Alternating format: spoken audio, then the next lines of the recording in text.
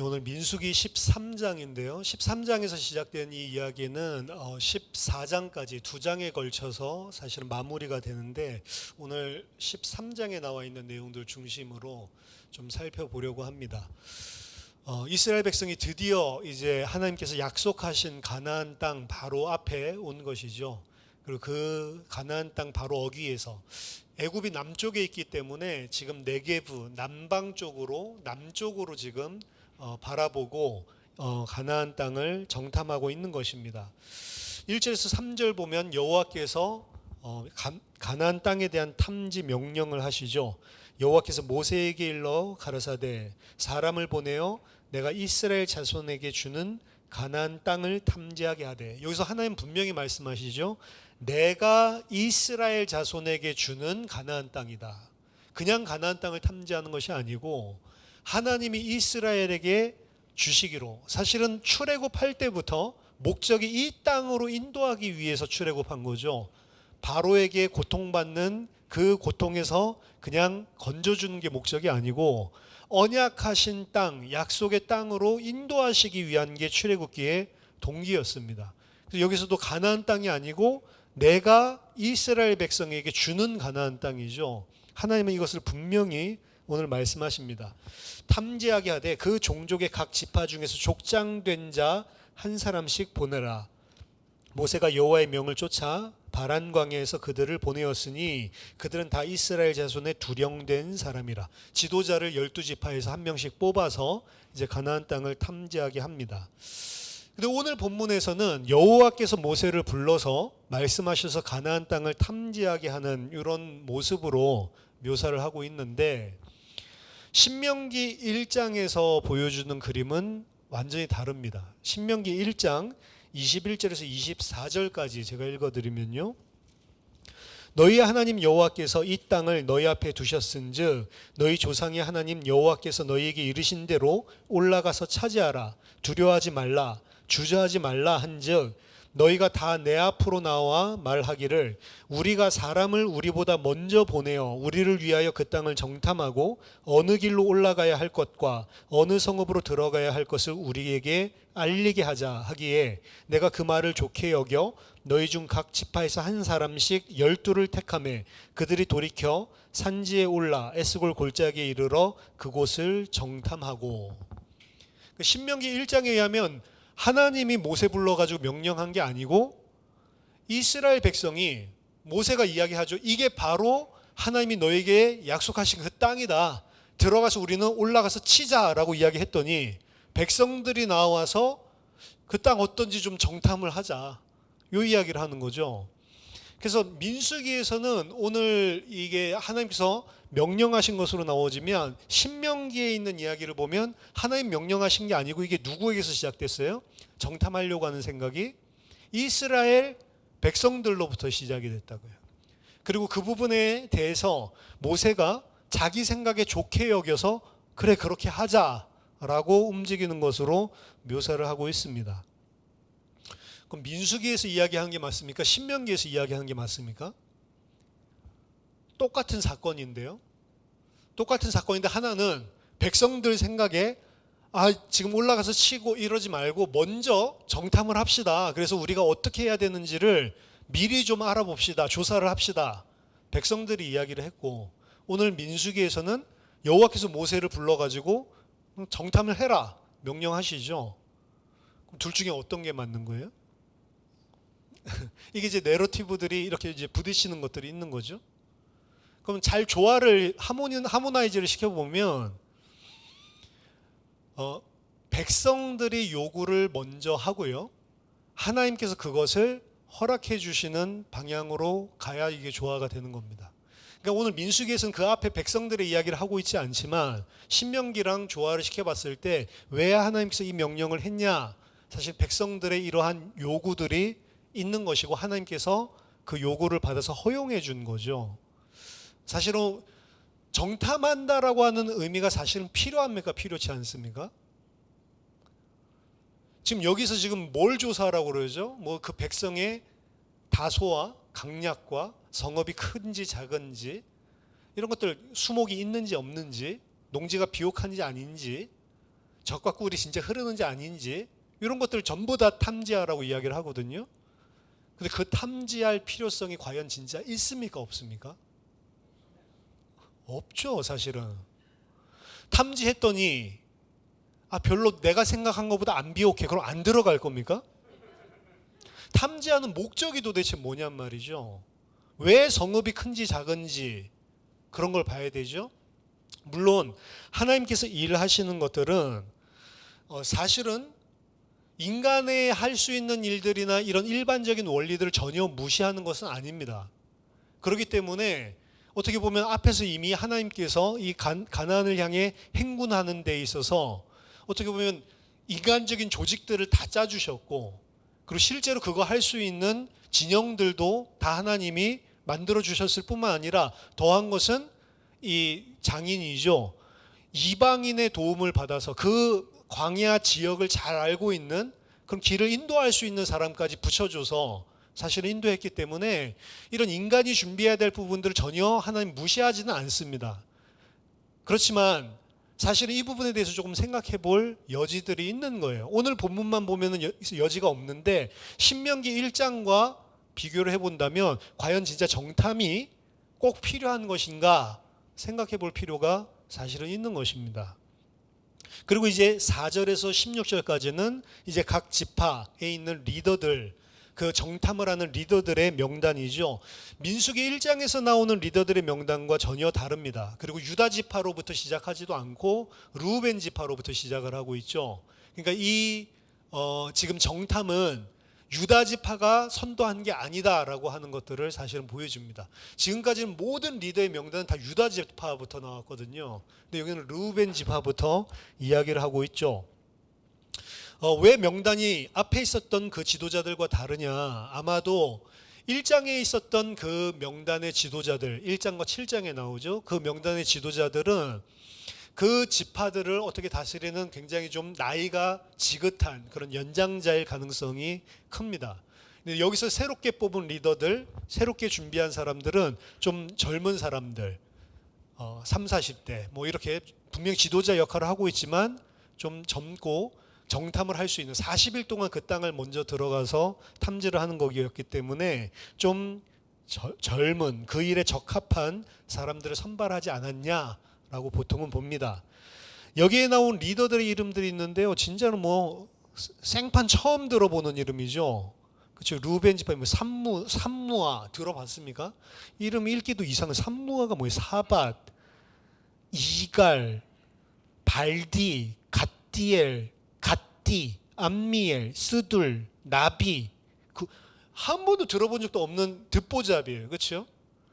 여기서 딱 성경에 12명의 지금 이름이 나오는데 12명 가운데 성경에 이 본문 말고 다른 데 등장하는 사람은 여호수아 갈렙 딱 두 사람입니다. 나머지 사람들은 이 한 번이 유일하게 등장하는 거예요. 이 사람들. 듣보잡으로. 여호수아 갈렙, 특히 우리들이 주의 깊게 볼 사람은 유다 지파의 리더인 여분네 아들 갈렙이라고 하는 인물입니다. 오늘 본문에서 중요한 믿음의 말을 하기도 하죠. 하반부에. 근데 민수기 32장 12절 그리고 여호수아서 14장 6절 14절 이런 데 보면 이 갈렙은요. 여기 유다 지파의 리더인데요. 그나스 사람 여분네 아들 갈렙이라고 표현을 합니다. 여기는 그냥 여분네 아들 갈렙 이렇게 돼 있죠. 근데 그나스 사람 여분네 아들 갈렙이다. 그럼 여분네 갈렙의 아버지가 그나스 사람이라는 것들을 이야기하고 있거든요. 그나스는 누구죠? 전혀 모르죠. 그나스도 처음 들어보죠. 그나스는 누굽니까? 창세기 36장 10절에서 11절 보면 그나스는요 에서의 장자 엘리바스의 막내 아들이 그나스예요. 그러니까 이 갈렙은 사실은 유다 지파가 아니죠. 유다 지파가 아니고 누구 족속입니까? 에서의 자손 에돔 족속이에요. 에돔 족속. 에돔 족속들 가운데 그나스라고 하는 사람의 일파가 사실은 유다 지파로 어느 순간에 편입된 것입니다. 근데 그것을 이 사람들도 분명히 알아요. 이 사람은 그나스 사람이다. 이 사실을. 그러니까 오랜 세월이 흘렀죠. 사실 에서로부터 시작하면 400년이 넘는 세월이 흘렀는데도, 그러니까 그나스가 여분네의 아버지가 아니라 저기 에서의 그 손자, 그때 있었던 그 그나스 족속이다라고 하는 것들을 써놓고 있다고, 성경이. 그 말은 유다 지파도 그렇고 이스라엘 지파도 그렇고 갈렙을 봤을 때 이 유다 지파에 편입됐지만 저 사람은 그나스 족속이다라고 하는 것들을 알고 있었다고요. 그러니까 어떻게 보면 참 아이러니하죠. 에돔 족속의 사람인데 유다 지파에 편입돼서 지금 지도자 역할을 하고 있는 거예요. 근데 그 에돔 족속에서 나온 갈렙이 오늘 보면 유일하게 믿음의 말을 하고 있는 거예요. 오늘 보면은 여호수아 이야기도 안 나오죠. 여호수아는 나중에 등장, 14장에 등장을 합니다. 따라서 이 갈렙은 원래부터 유다 지파가 아니고 에돔 족속인데 지금 지도자의 위치를 차지했을 뿐만 아니라 오늘 본문에서도 그렇고요. 앞으로 40년 후 가나안 정복 전쟁에 있어서도 중요한 지도자 역할을 하는 그런 사람입니다. 이방 출신이죠, 말하자면.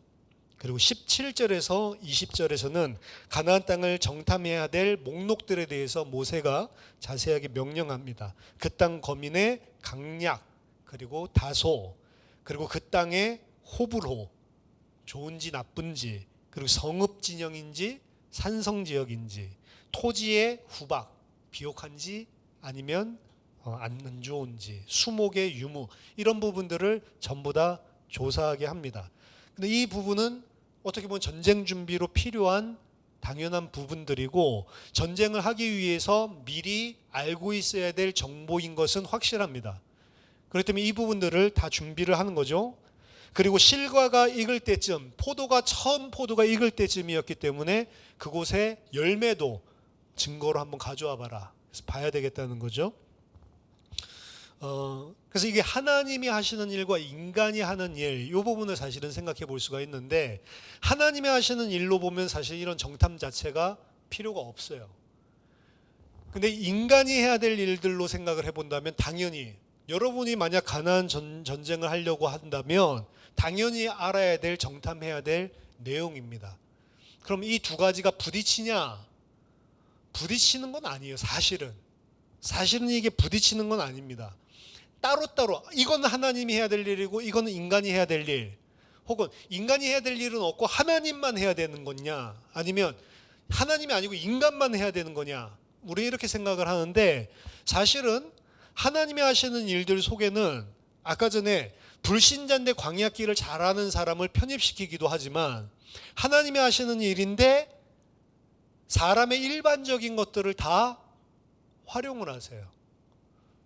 그러니까 바울이 많이 배웠잖아요. 그럼 그 많이 배운 지식, 그것들을 활용을 하시고, 그리고 뭐 베드로의 막 성품이 어떻게 보면은 좀 경솔하다라고 싶을 정도로 되게 직선적이고 급하게 막 이렇게 하는데, 그런 성격도 그대로 그냥 활용하시고, 그것은 너무 하나님 봤을 때 인격이 안 돼서, 그러니까 이게 완전히 뒤집는 게 아니고, 그런 성격은 또 그런 성격 나름대로 실수를 하건 아니면 잘하건, 그 성격이 실수가 될 때도 있고, 그리고 완전히 믿음으로 잘할 때도 있거든요. 근데 둘 다 하나님은 활용하시거든요.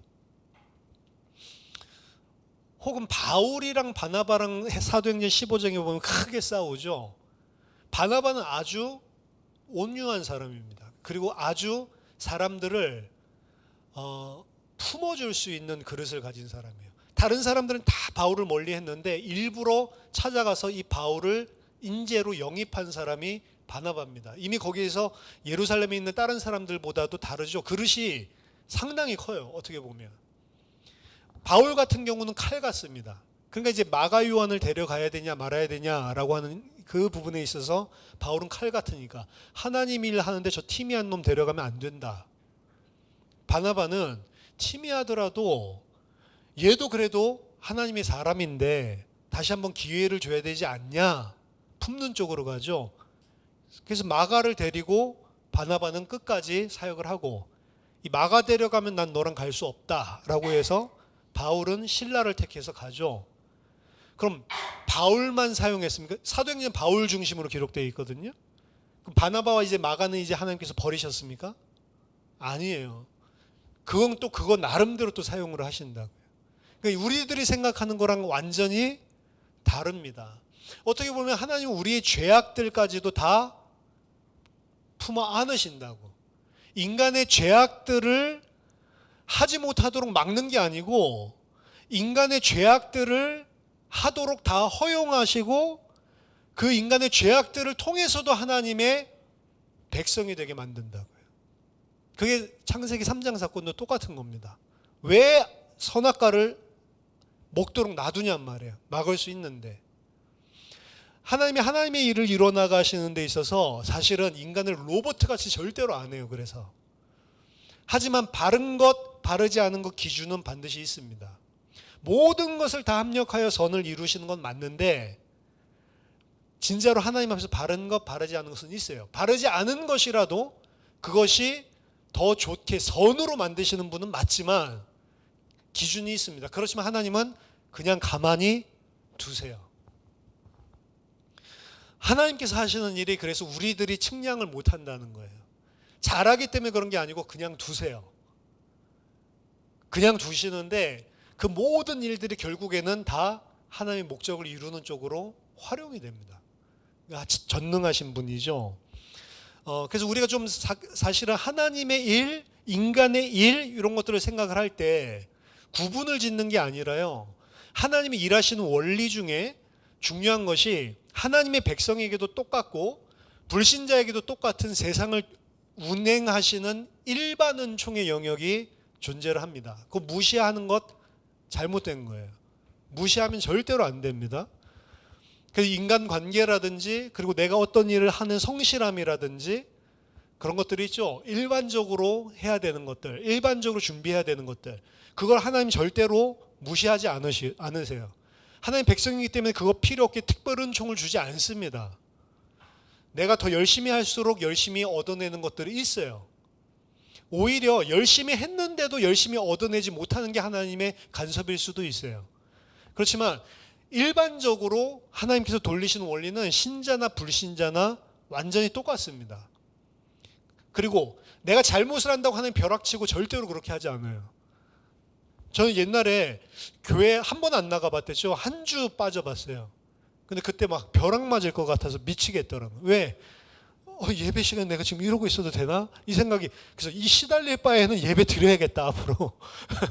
이래가지고 빨리 예배 드리고 그 다음 놀아야지. 뭐 이렇게 전략을 바꿨는데 내가 잘못했다고 벼락 안 친다고요. 막 하나님이 어디 있어? 막 이러면 쌍욕하면 그냥 벼락 팍 쳐버리면 좋을 것 같은데 안 친다고요, 하나님이. 그거 봐. 이렇게 해도 하나님이 나한테 아무렇게도 못하네? 하하 웃어도 그냥 가만히 놔둬요. 하나님 어디 있어? 이런 말을 해도. 교회 위에 있는 십자가 위에 뭐가 있어요, 보통? 피레침이 있죠? 왜 달아놨어요? 그거 보면서 불신자들이 하나님이 천지만물을 운행하시는데 왜 뭐하러 교회 십자가 위에 피레침 달아놔? 너희 하나님 이거 교회입니다 해놓으면 거기에 번개 안 내리시면 될 거 아니야.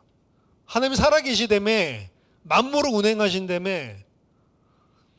그럼 운행하신다 이러면서 피레치 담죠. 피레치 담아야 돼요. 일반 원리로 그런 걸로 하나님께서 특별하게 기독교인에게 따로 이런 거 안 해준다. 다 비 맞는데 나만 비 안 맞게 해주고 안 그런다니까.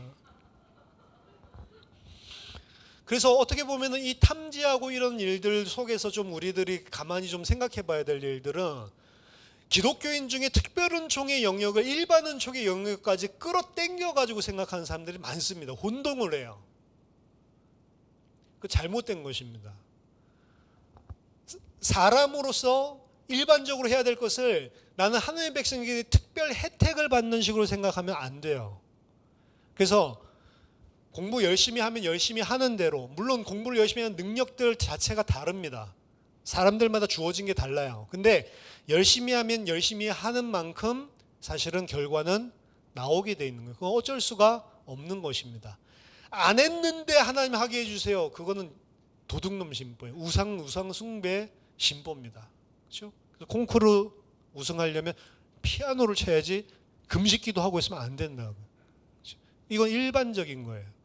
그리고 인간관계 같은 데서도 마찬가지입니다. 어떤 사람은 하나님만 알면 되지, 다른 사람은 하나님이 아니에요. 사람이라니까요. 하나님만 알면 되지가 아니고 이 사람은 하나님이 아니구나라는 거 알고 행동을 하는 거예요. 그래서 나는 하나님 앞에서 오르니까 그냥 막 해도 돼라는 생각을 가지고 있다면 그 사람은 계속 인간관계 문제가 생기게 하나님이 가만히 놔둡니다. 왜 그런 줄 아세요? 너 인간이고 이 사람도 인간이기 때문에 그 일반 원칙으로 안 해요. 그리고 사람들은 안 알아주기 때문에. 그렇기 때문에 예를 들어서 뭐 하나님이 마음만 알아보면 되지 뭐 이렇게 생각을 하고, 예를 들면 제가 그냥 런닝구에 그냥 반바지 입고 와서 설교를 할 수도 있어요. 말씀만 들으세요. 목사 보지 말고. 런닝구 그렇게 할 수 근데 그렇게 하면 여러분들이 저거 완전 또라이구나 그렇게 생각 안 하시겠어요? 와, 우리 목사님은 하나님만 보네. 런닝구를 입고 메시지를 하네.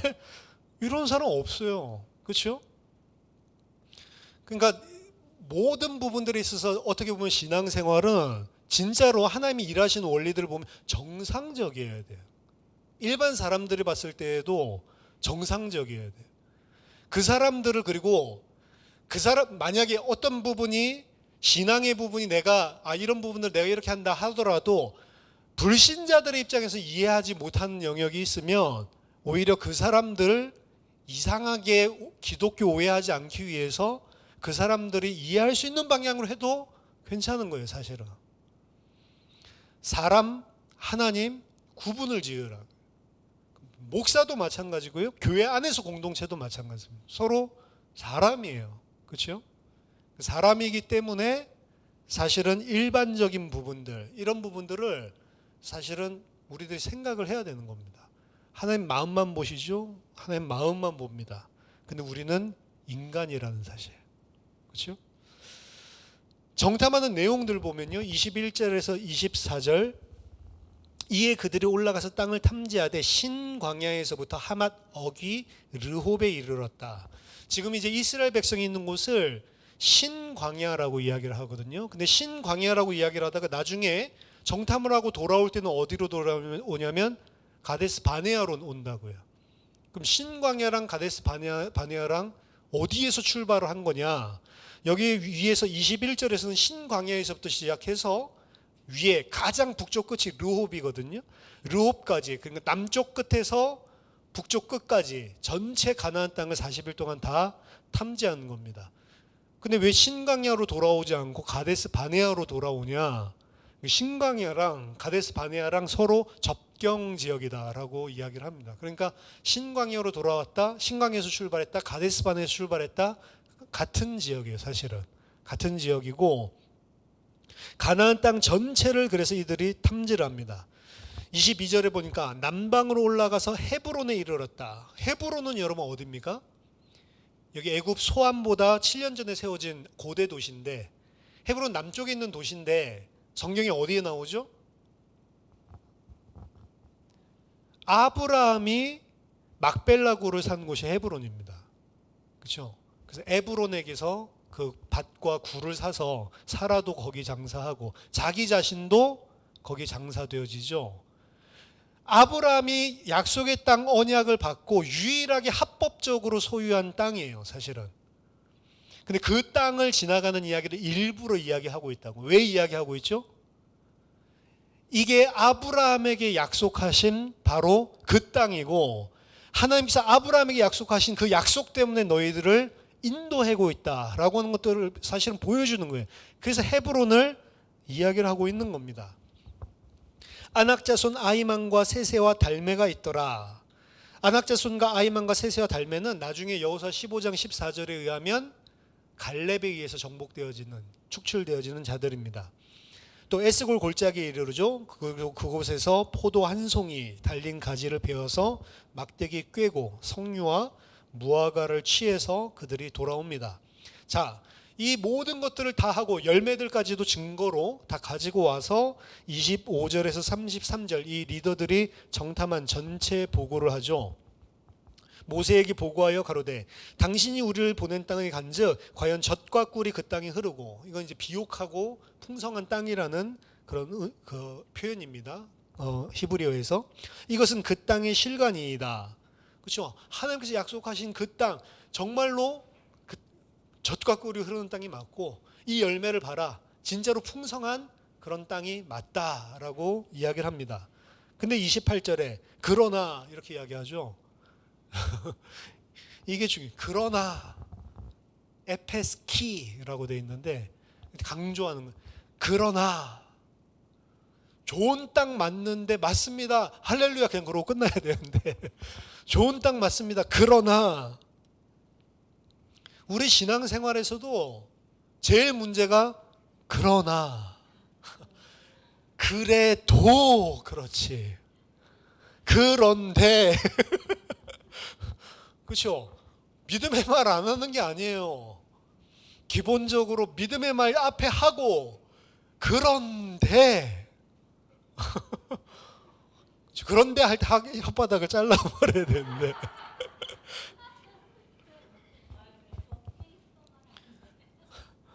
일반적으로 사실 액면적으로 본다면 그 땅이 진짜로 젖과 꿀이 흐르는 땅입니다 라고 이야기한 것, 요것이 사실은 하나님이 보여주신 팩트고, 그 다음 사실은 그러나 라고 이야기하면서 28절 29절에서 이야기하는데, 사실은 28절 29절에서 이야기하는 것들은 액면상으로는 팩트를 이야기하고 있어요. 불신앙이 섞인 말은 아닙니다. 뭐라고? 그 땅 거민은 강하고 성읍은 견고하고 심이 클 뿐 아니라 거기서 아낙 자손을 보았으며 아말렉이는 남방 땅에 거하고 헤딘과 여부스인과 아모리인은 산지에 거하고 가나안인은 해변과 요단가에 거하더이다.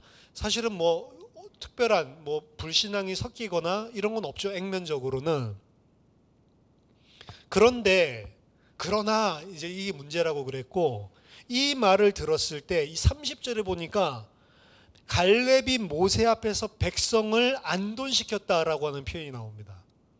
그러니까 우리는 글로 읽잖아요.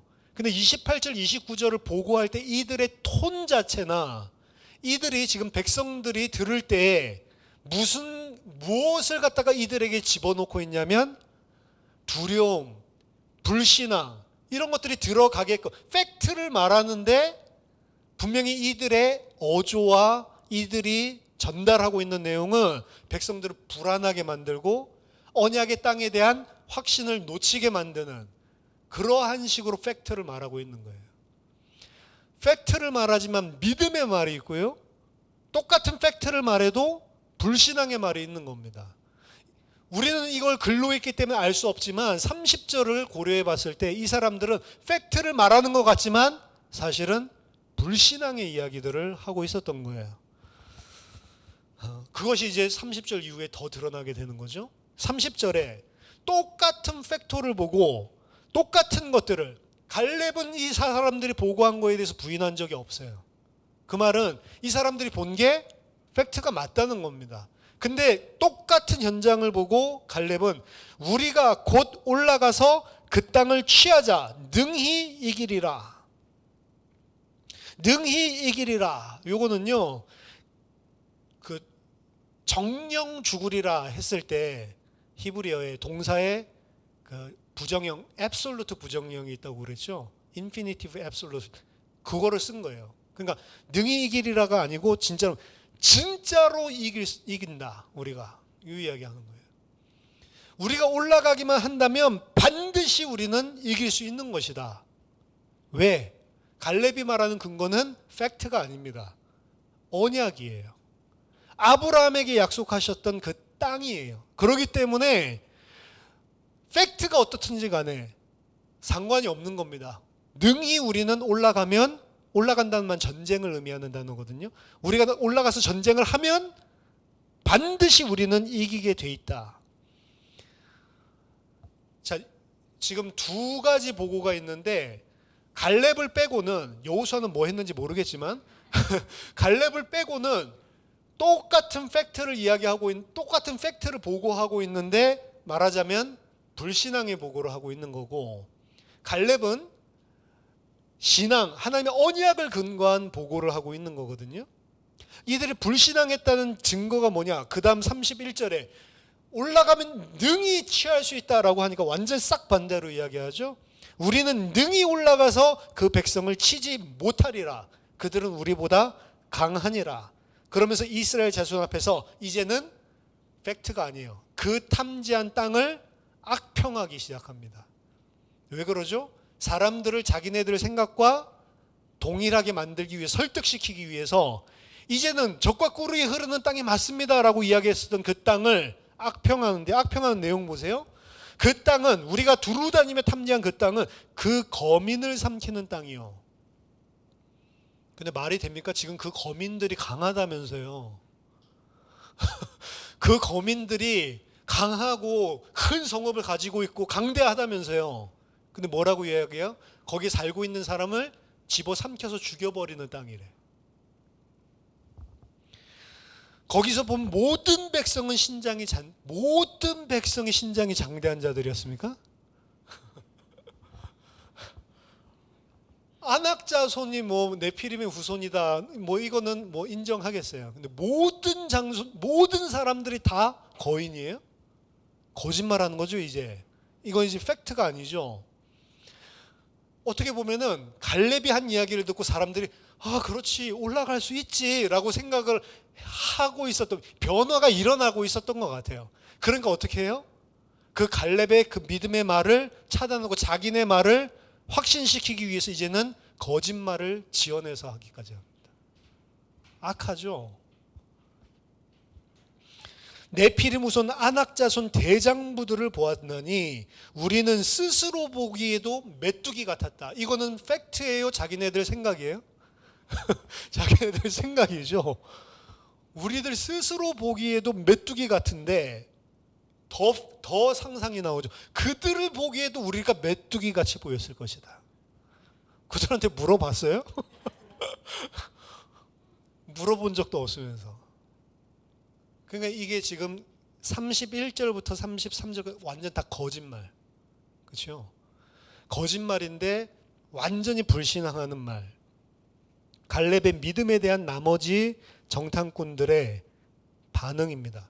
갈렙이 이야기했었던 것들은 조용히 해라 라고 이야기한 거는 백성들이 그 불신앙의 영향을 받는 것들을 보고 너희들 가만히 있어라 안돈시키고 그리고 믿음의 말을 집어넣는데 이제는 싹 다 갈렙을 대적하기 시작을 하는데 나중에 보면 이제 여호수아도 대적하죠. 돌로 쳐서 죽이려고까지 하죠. 불신앙을 퍼뜨리기 위해서 거짓말들까지 하게 되는 겁니다.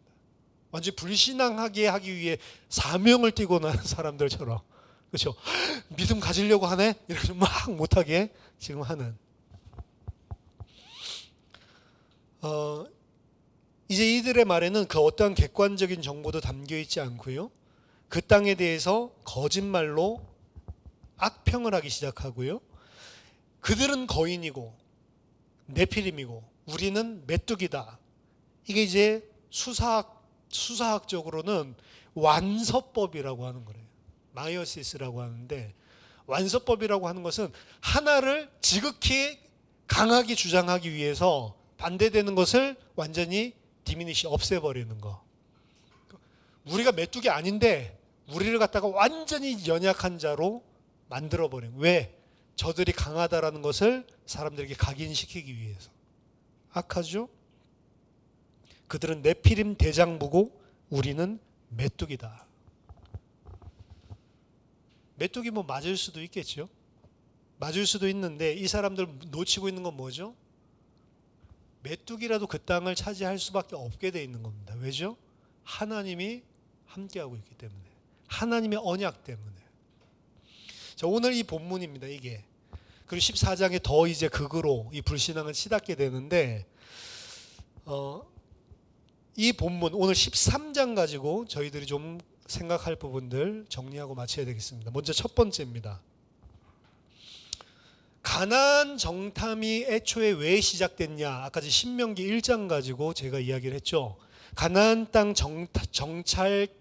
이 정탐 자체에 대한 좀 고찰을 하고 넘어갈 필요가 있습니다. 이 일은 사실은 하나님으로부터 시작된 게 아니었습니다. 어떻게 보면 하나님이 허락하지 않고 아니야 그냥 막바로 들어가서 전쟁해 이렇게 했으면 사실은 어떻게 보면 이 일이 안 일어났을 수도 있겠어요. 오늘 이 일 때문에 이제 40년이 딜레이 되는 거거든요. 그러니까 어떻게 보면은 정탐을 우리가 해야 되겠다라고 한 것들을 하나님이 허용하지 않았다면 바로 들어갈 수 있었을지도 모릅니다. 정탐한 게 오히려 독이 됐거든요. 근데 하나님이 그것을 허용해 주십니다. 오늘 민수기 딱 13장만 읽으면 이건 하나님이 명령하신 거고 하나님이 하시는 거예요. 근데 실체를 본다면 하나님이 명령하시고 하나님이 해주신 거지만 하나님이 원하시는 걸까? 아니에요, 사실은. 하나님이 원하시는 것은 아닙니다. 근데 하나님이 허용해 주시는 거예요. 마태복음 19장 8절에 보면 이혼에 대해서도 이렇게 이야기합니다. 예수님, 원래부터 하나님이 짝지어준 것은 나뉘어질 수가 없는 것이다. 근데 왜 모세는 우리에게 이혼 이야기합니까? 그건 너희들이 악하기 때문에 하나님이 주신 것일 뿐이다. 이렇게 이야기하거든요.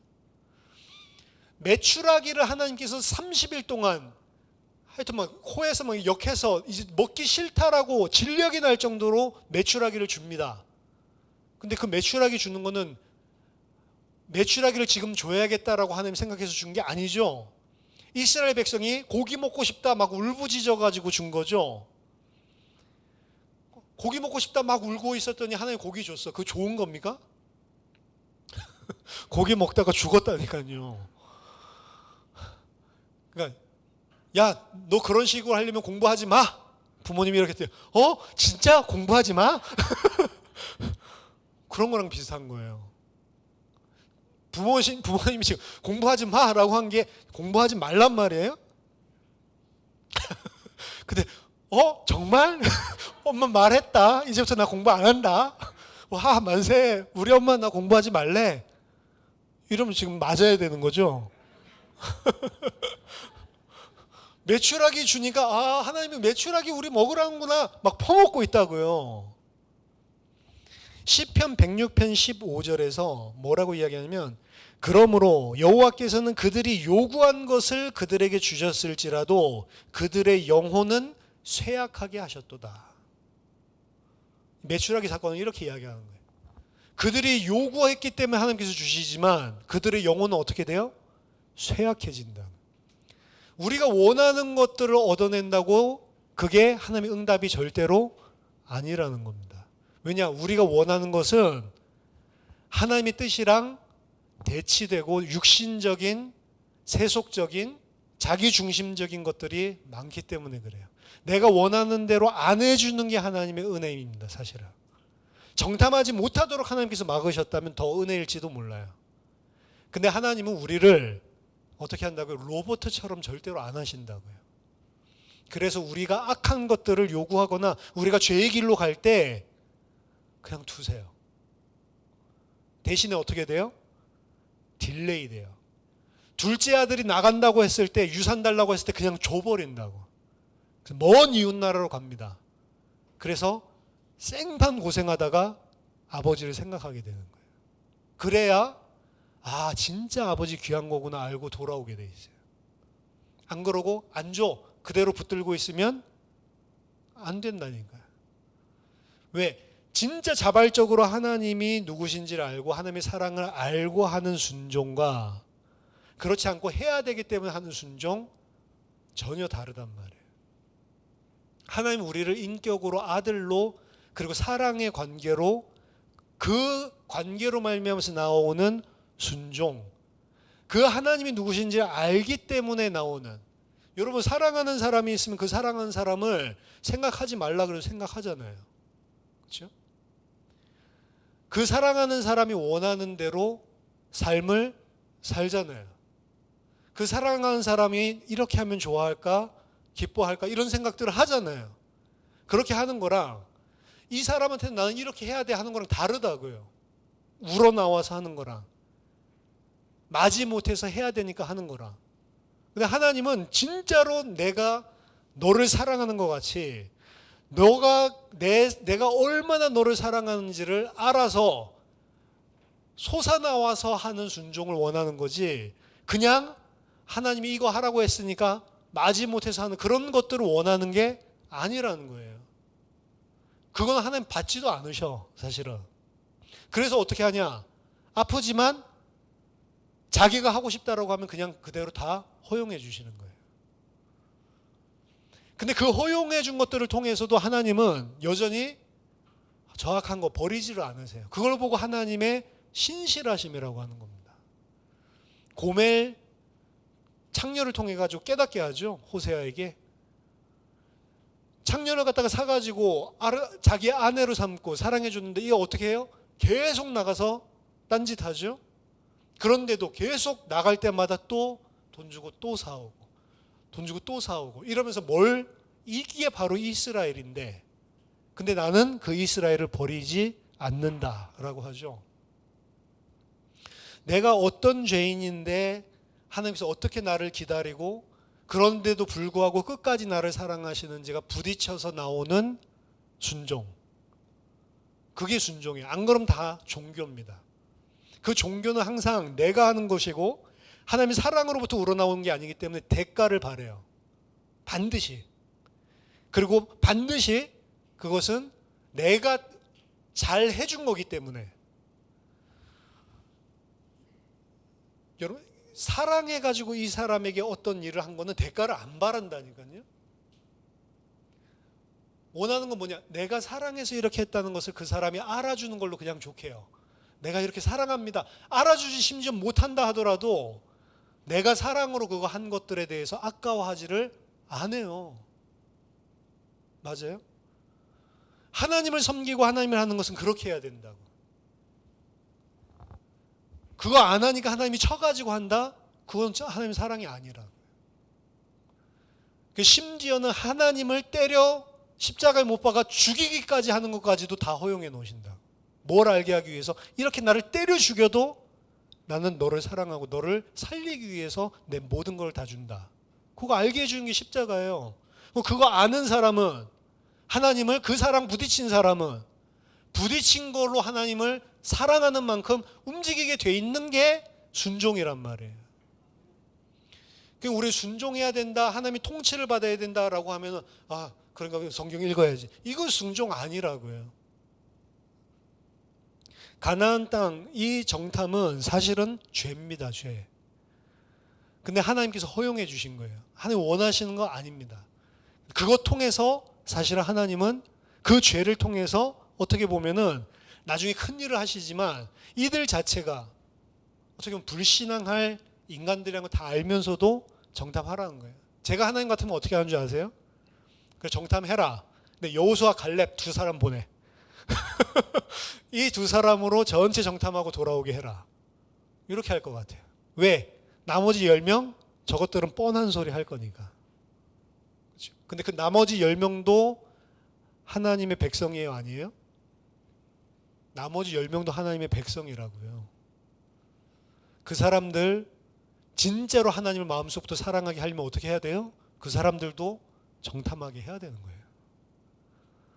그러니까 이 얼마나 멍청한 싸움입니까? 그래서 하나님의 십자가가 말도 안 되는, 경제적으로 본다면 낭비라는 거예요. 경제학적으로 진짜로 실리를 따져보면 말도 안 되게 허비하고 있는 행위라는 거죠. 십자가라는 게. 두 번째입니다. 말의 중요성입니다. 특별히 말의 중요성, 그 중에서도 지도자의 말의 중요성. 오늘 지금 목사나 중직자들 이야기하는 거겠죠. 교회 안에 있는 모든 문제들은 사실은 새신자나 평신도나 믿음 없는 사람들에게 시작되는 게 아니고, 진짜 문제는 목사나 그 교회의 중직을 맡고 있는 중직자들 때문에 생기는 거예요. 그들이 어떤 말을 하냐, 여기에 따라서. 말의 전염성을 오늘 보면 불신앙의 말은 불길같이 퍼져나가고요, 신앙의 말은 잘 안 맥힙니다. 사실은 불신앙의 말이 훨씬 더 이스라엘과 잘 맞아요.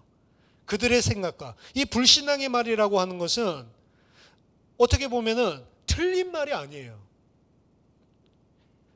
나중에 틀린 말을 했지만 이미 맞는 말을 하는데도 그 사람이 무엇을 속에 가지고 있는지를 영적인 존재이기 때문에 다 느낀단 말이에요. 말은 맞는데 그 사람 안에 불신앙을 가지고 있으면 그게 다 전염이 됩니다. 특히 지도자, 중직자. 이 지도자들의 말, 이 사건 때문에 지난주에도 우리가 봤죠. 미리암이 한 불신앙의 지도자의 불신앙의 행위가 7일 동안 가나안 행군을 멈추게 만들었다고요. 오늘 이 12정탐꾼, 10정탐꾼들의 불신앙의 말이 사실 백성 전체로, 그러니까 이전엔 악한 무리, 그런 오합지졸, 이런 잡족들에게 있었던 문제가 이스라엘 백성으로 번져왔다가 리더십에까지 번져왔는데, 오늘 이 13장은 리더십 그리고 백성들 모두에게 다 번져나간 거예요. 동시에. 근데 그게 누구에게서 시작됐어요? 리더에게서 시작됐다고. 뭘로? 불신앙의 말을 통해서. 40년, 이제는 7일이 아니고 40년이 연장됐다고요. 가나안 땅 정복할 수 있는 것들이. 믿음의 소리, 불신앙의 소리.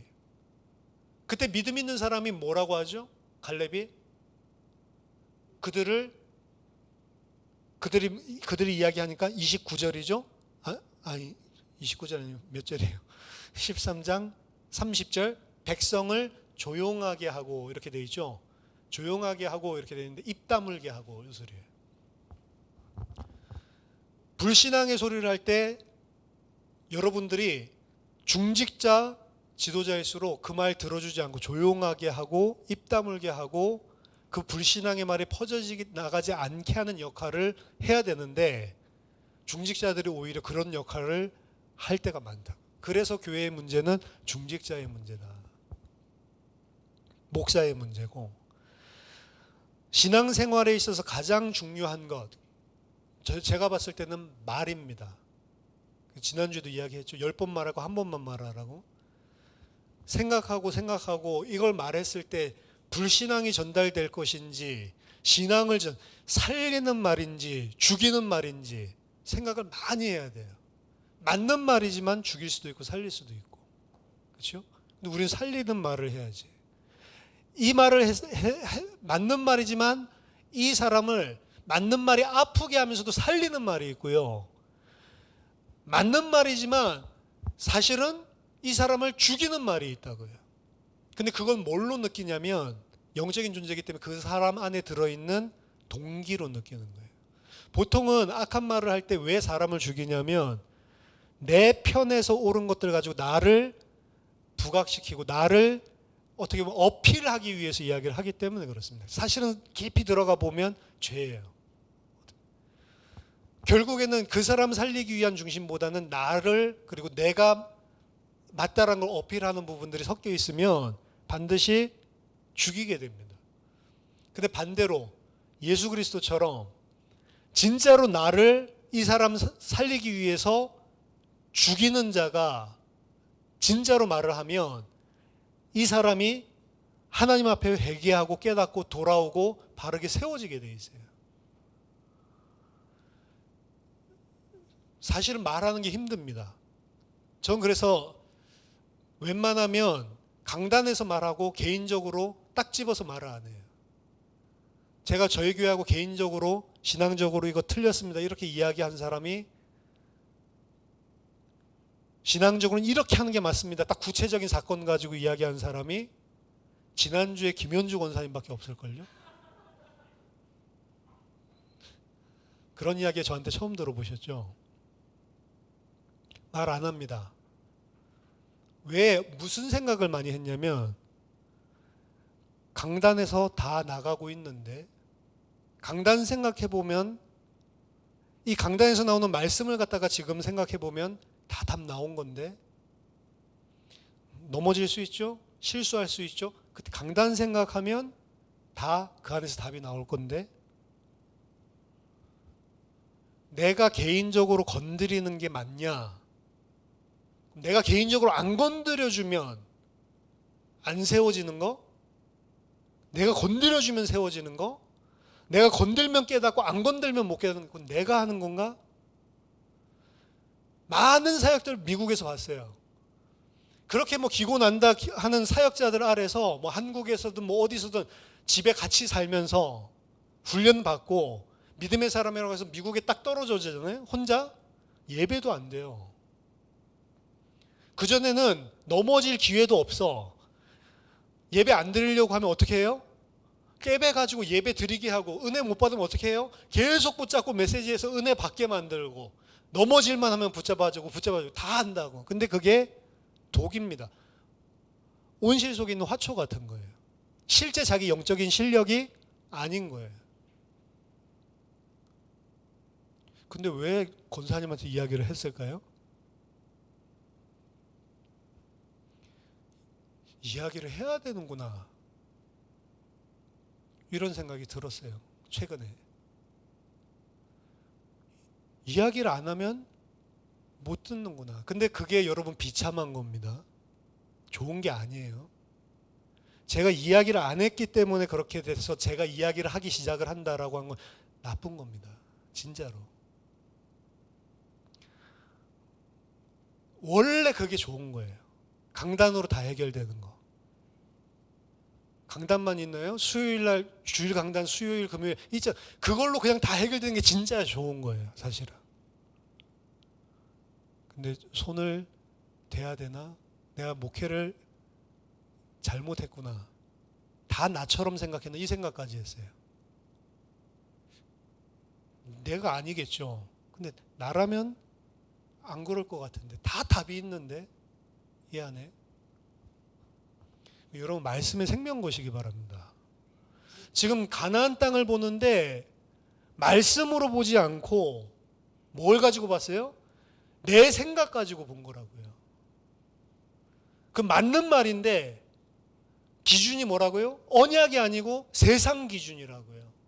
그래서 세 번째 우리가 생각한 교회의 모든 판단의 기준은 다수결도 아니고 합리적인 거, 이성적인 거, 논리적인 것도 아니고, 물론 무시하면 안 됩니다. 일반적인 영역이 다 있기 때문에 존중해야 합니다. 하지만 단 하나 조건이 있습니다. 그 합리적이고 이성적이고 다 맞는 그 이야기가 정말로 하나님의 말씀과 맞냔 말이죠. 지난주에도 말했지만 말은 맞지만 그 말이 어디서 나온지 뿌리를 봐야 되는 거예요. 그렇죠? 어떻게 이방인 여자랑 결혼을 할 수가 있냐? 맞는 말이죠. 근데 그 뿌리가 뭐였다고요? 너만 종이냐? 나도 선지자인데? 그거였다니까. 이방인이랑 결혼한 거랑 너만 선지자야? 이거는 아무 상관이 없잖아요, 사실은. 진짜 하고 싶은 말. 그 깊은 뿌리가 나 중심, 내 동기, 세속화된 가치, 그걸로 나오는 건지 아니면 하나님의 말씀의 가치에서 나오는 건지. 정말로 나는 죽고 그리스도께서 내 안에 사셔서 지금 판단이 된 건지, 아니면 내가 살아있고 그리스도가 없는 건지. 한국교회가 신사참배 결정을 내렸다니까요. 한국교회 총회에서. 그리고 신사참배 안 하는 목사들을 제명을 했다. 한국교회가요. 다수결입니다. 내가 신사에 절하고 있어도 예수님이 나와서 받더라 이랬어요, 그 사람들이. 예수님인지 어떻게 알아봤는지 모르겠는데 사실은 한국 교회의 기성교회들, 아주 뿌리 있는 전통 있다고 하는 교회들이 그 뿌리가 많이 남아 있습니다. 그래서 고신 측이 어떻게 보면은 프라이드가 있는 거예요. 우리는 그때 안 했다는 거죠. 죽기를 각오하고. 많이 있어요, 그 뿌리들이 기성교회 안에. 그러한 배역이 잠시 잠깐 지나간 것 같지만 그렇지가 않다고요. 뭘 드러내는 거냐면 핍박이 그 속에 있는 걸 드러낸 거라고요. 문제와 사건이 우리 속에 있는 걸 드러내는 겁니다. 문제가 생기기 때문에 흔들리는 게 아니에요. 원래부터 믿음이 없기 때문에 문제가 왔을 때 그렇게 흔들리는 거예요. 우리는 문제 보면 문제를 넘기기를 원하죠. 하나님 그걸 안 원해요. 문제 넘기기를 원하는 게 아니라 믿음 주기를 원하는 거예요. 근데 우리의 관심은 어떻게 잘 넘기면 감사하다 그래요. 감사한 게 아니라니까요. 메추라기 먹고 싶은데 메추라기 준 게 감사한 게 아니라니까요. 뭐가 해결이 돼요? 믿음의 문제가 해결이 돼야 감사한 거예요. 만약 메추라기를 줬을 때 그 믿음의 문제에 대한 응답을 받았으면 거기서 지금 고기를 갖다가 2톤씩 쌓아놓고 그러고 있지 않는다니까요. 메추라기 오는 거 보면서 엉엉 울어야 돼요. 내가 도대체 무슨 생각을 하고 있었던가. 그렇죠? 메추라기 바라보면서 울고 있어야 된다니까. 근데 이 사람들 어떻게 했어요? 와, 바베큐 파티다. 네 번째, 그래서 성도의 세상을 보는 눈인데요. 다 맞아도 하나님의 언약에 비추어서 새롭게 볼 수 있는 눈이 필요합니다. 이것이 신자와 불신자의 차이예요. 사람 보는 눈, 문제 보는 눈, 사건 보는 눈, 좋은 일 보는 눈. 내 뜻대로 일들이 잘 되면 좋죠. 그때에도 볼 수 있는 눈. 내 뜻대로 안 되고 뭔가가 좀 막히고 답답할 때 있죠. 그때도 그걸 보는 눈. 그게 세상 사람과 달라야 된다는 거죠. 뭘 기준으로 봐야 되냐? 언약, 하나님의 말씀. 나와 함께 하시는 하나님. 그 하나님이 나를 어떻게 신실한 사랑으로 인도하시는지. 그게 딱 빠지고 보면 오늘 정탐꾼처럼 이야기를 하는 거예요. 맞는 말이지만. 근데 그게 있고 보면 어려울 수 있지만 이 땅을 사실 어떻게 보면 기대를 가지고 보는 거죠. 야, 저런 네피림, 저런 거인들이 있고 저렇게 큰 성읍이 있고, 근데 우리는 하나님이 함께 하시기 때문에 하나님 도대체 이거를 어떻게 해결하고 저 땅을 우리에게 주신다는 거지? 야, 이거 말도 안 되는 거구나. 기대를 하는 거예요, 도리어. 그래서 진짜 믿음의 사람, 어떤 사람들은 문제가 올 때 기대를 한대요. 이 속에서 또 하나님께서 어떻게 나와 함께 하실지. 우리 기대는 안 하더라도 기대까지는 하지 못하더라도 그 속에서 말씀과 함께 하시는 하나님으로 세상과 다르게 볼 수는 있어야 되는 거잖아요. 오늘 이 민수기 13장의 이야기는 그래서 우리들의 신앙생활과 또 교회 자체에게 상당히 중요한 메시지입니다. 왜냐하면 우리가 이 열 정탐꾼과 같은, 그리고 이 백성들과 같은 체질과 눈을 가지고 살아갈 때가 너무나 많기 때문에 그렇습니다. 우리가 다 믿음의 눈, 믿음의 말, 믿음의 보고를 할 수 있고, 정말로 그 나와 함께 하시는 하나님으로 말미암아 그분이 원하시는 참된 순종을 하는 그런 주의 백성들 되기를 예수 그리스도 이름으로 축원합니다. 기도하겠습니다. 살아계신 하나님 아버지, 은혜를 감사드립니다.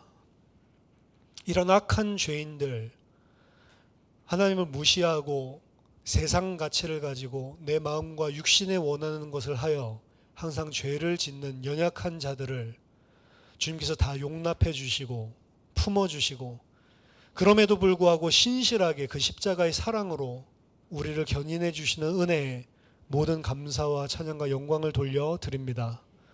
하나님, 말씀이 지식이 아니라 그 속에서 그 함께 하시는 그 하나님의 신실하심과 은혜와 사랑을 깊이 알고 깨닫도록 주님 우리에게 은혜를 베풀어 주시고, 어떠한 상황과 환경에 처했든지 나와 함께 하시는 하나님, 나에게 그 주신 하나님의 말씀으로 모든 것을 판단하고 모든 것을 해석하고 말할 수 있는 믿음의 사람 되게 하여 주시옵소서.